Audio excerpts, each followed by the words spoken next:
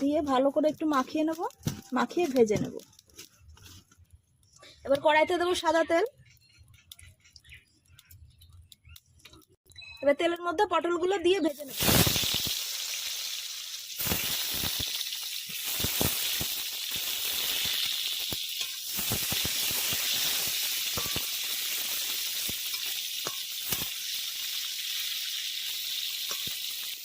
এদিকে পটলগুলো ভাজা হচ্ছে, আমি এদিকে একটু মশলা বেটে নেবো। দেখুন লাল লাল কটা কাঁচা লঙ্কা নিয়েছি, আদা নিয়েছি, আর দেবো কিছুটা জিরে, দিয়ে একসঙ্গে বেটে নেব।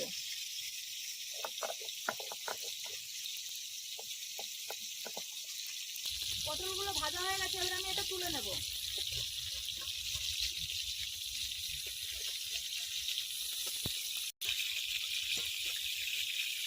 এবার আমি বাটবো মগজ, কিছুটা মগজ নিয়েছি আর কিছুটা পোস্ত, পোস্ত দিয়ে একসঙ্গে বেটে নেব। সামান্যই দেব, বেশি দেব না। এই যে কিছুটা দিয়েছি, এবার এটা একটু জল দিয়ে বেটে নেব। পটল ভাজা তেলের মধ্যে এবার আমি দিয়ে দেবো একটু তেল, দিয়ে এই তেলেই রান্না হবে। ফোড়ন দেব তেজপাতা, শুকনো লঙ্কা, গোটা গরম মশলা, জিরে,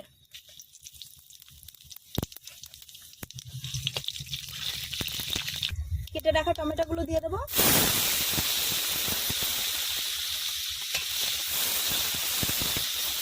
টমেটোগুলো নরম হওয়ার জন্য দেবো লবণ একটু।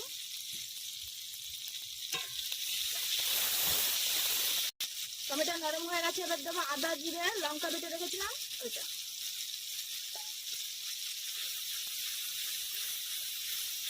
এবার দেবো লবণ, হলুদ,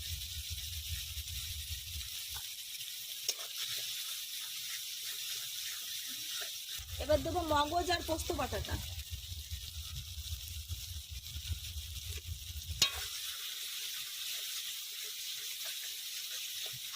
মশলাটা কষানো হয়ে গেছে, মশলা থেকে তেল ছেড়ে দিয়েছে, এবার দিয়ে দেবো নারকেলের দুধটা, পুরোটাই দেবো।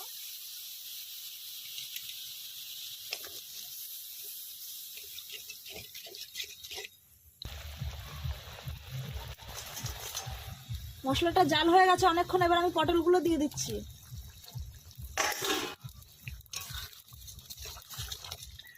পটলটা দিয়ে একটু জাল হবে, এর মধ্যে মশলাটা ঢুকবে। পটলের মালাইকারিটা হয়ে গেছে, দারুণ সেন্ট বেরিয়েছে, দেখুন মাখো মাখো ব্যাপার হয়ে গেছে। এবার এটা আমি নামিয়ে নেব।